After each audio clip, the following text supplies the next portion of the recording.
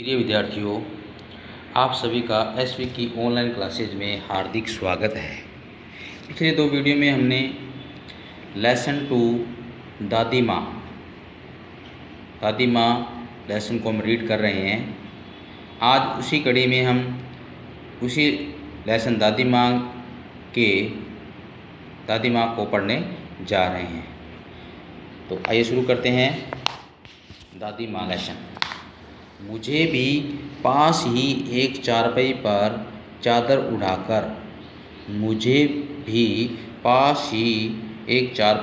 उड़ाकर दादी माँ ने चुपके से सुला दिया। बड़ी हंसी आ रही थी। सोचा कहीं जोर से हंस दूं, भेद खुल जाए तो निकाल बाहर किया जाऊंगा।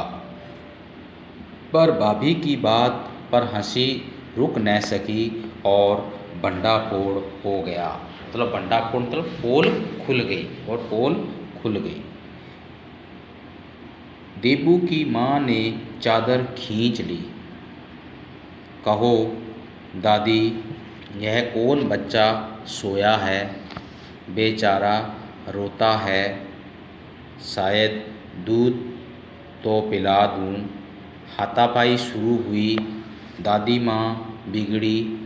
लड़के से क्यों लगती है? लड़के पर क्यों लग रही है? सुबह रास्ते में देबू की माँ मिली। कल वाला बच्चा भाभी।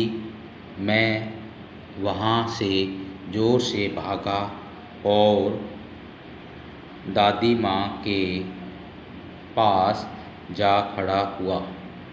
वस्तुतः किसी प्रकार का अपराध हो जाने पर जब हम दादी माँ की छाया में खड़े हो जाते, अभयदान मिल जाता। अभयदान मतलब रक्षा का वचन मिल जाता। जैसे हम दादी माँ की छाया में, दादी जी की छाया में खड़े होते, तो दादी जी की देख के पास में होते तो हमें अभयदान मिल जाता, मतलब रक्षा मिल जाती। स्नेह और ममता की मूर्ति मतलब ममता की मूर्ति है, ममतापूर्ण स्वभाव वाली ममता की मूर्ति दादी माँ की एक एक बात आज कैसी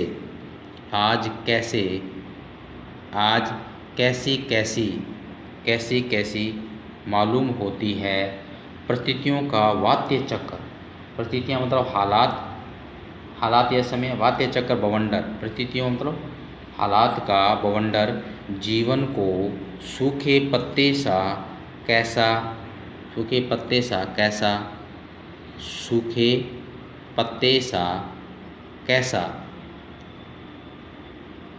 नचाता है।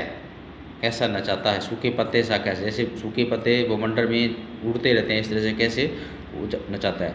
इसे दादी माँ खूब जानती थी। दादा की मृत्यु के बाद से ही वे बहुत उदास रहती। संसार में उन्हें धोखे की टट्टी मालूम होता। धोखे की टट्टी मतलब असत्य या झूठ, उन्हें असत्य या झूठ मालूम होता। दादा ने उन्हें स्वयं जो धोखा दिया, वे सदा उन्हें आगे भेजकर अपने पीछे जाने की झूठी बात कहा करते थे। दादा की मृत्यु के बाद कुकुरमुत्ते की तरह, कुकुरमुत्ते होता है यानी बरसात में उग आने वाले छोटे छोटे पौधे, बरसात आने के बाद में छोटे छोटे उग आने वाले पौधों को कुकुरमुत्ते कहा जाता है, या सांप या छतरी। कुकुरमुत्ते की तरफ बढ़ने वाले। मुँह में राम बगल में छुरी का अर्थ है मुँह से मधुर बोलना लेकिन मन में कपट रखना।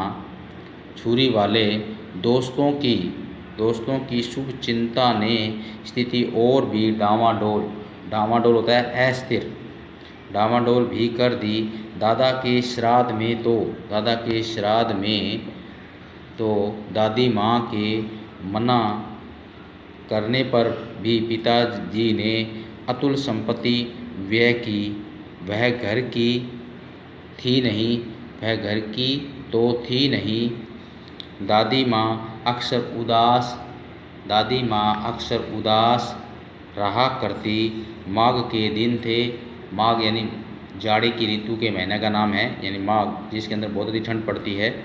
सर्दी के दिन थे, कड़ाके का जाड़ा पड़ रहा था।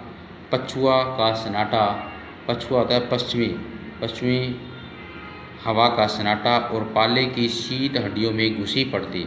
मतलब जो सर्दी थी, उनकी जो ठंड हड्डियों में, मतलब इतनी ठंड पड़ रही थी, हड्डियों में घुस पड़ती, मतलब हड्डियों को वो झकझोर देती।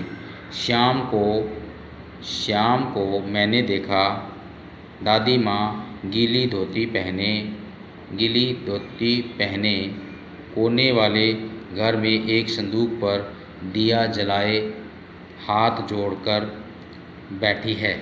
उनकी स्नेह कातर होता है प्रेम से व्याकुल आँखों से मैंने, यानी प्रेम से विरह जिसको बोलते हैं, प्रेम रूपी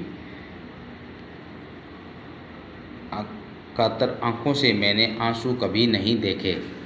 मैं बहुत देर तक मन मारकर उनके पास बैठा रहा। उन्होंने आंखें खोली। दादी माँ, मैंने धीरे से कहा, क्या है रे, तू यहाँ क्यों बैठा है? दादी माँ, एक बात पूछूं, बताओगी न? मैंने उनकी स्नेहपूर्ण, यानी स्नेह से भरे हुए स्नेहपूर्ण आँखों की ओर देखा। क्या है, पूछ, तुम रोती थी?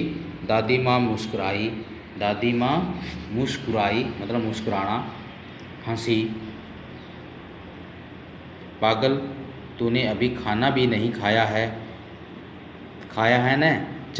चल धोती तो बदल लो। दादी माँ, मैंने कहा, मुझे सर्दी गर्मी नहीं लगती बेटा, यानी मुझे सर्दी का भी एहसास नहीं होता और गर्मी भी नहीं लगती। वे मुझे खींचती रसोई में लेगी, मतलब खींचकर रसोई घर में लेगी। सुबह मैंने देखा चारपाई पर बैठे पिताजी और किशन भैया तन मन मारे कुछ सोच रहे हैं। दूसरा चारा ही क्या है? बाबू बोले, रुपया कोई देता नहीं, कितने के तो अभी पिछले भी बाकी हैं। वे रोने से हो गए, मतलब रोने से हो गए। रोता क्यों है रे? दादी माँ ने उनका माथा सहलाते हुए कहा, मैं तो अभी हूँ ही। उन्होंने संदूक खोलकर एक चमकती सी चीज़ निकाली। तेरे दादा ने यह कंगन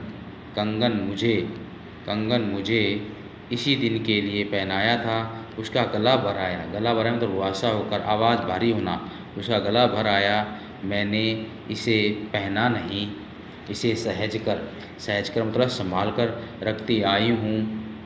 यह उनके वंश की निशानी, वंश होता है कुल, यह उनके कुल की निशानी है। उन्होंने आंसू पोंछकर कहा, पुराने लोग आगा पीछा सब सोच लेते थे बेटा, आगे पीछे की सब सोच लेते थे। सचमुच मुझे दादी माँ साप भ्रष्ट देवी सी लगी। साप भ्रष्ट का अर्थ है शाप दिए जाने के कारण संसार में मनुष्य के रूप में जन्म लेना। सचमुच मुझे दादी माँ शाप भ्रष्ट देवी सी लगी। धुंधली मस अस्पष्ट धूमिल, धुंधली छाया विलीन हो गई। मैंने देखा दिन काफ़ी चढ़ आया है। पास के लंबे खजूर के पेड़ से उड़कर एक कौवा अपनी घिनौनी काली पंखें फैलाकर मेरी खिड़की पर बैठ गया है। हाथ में अभी किशन भैया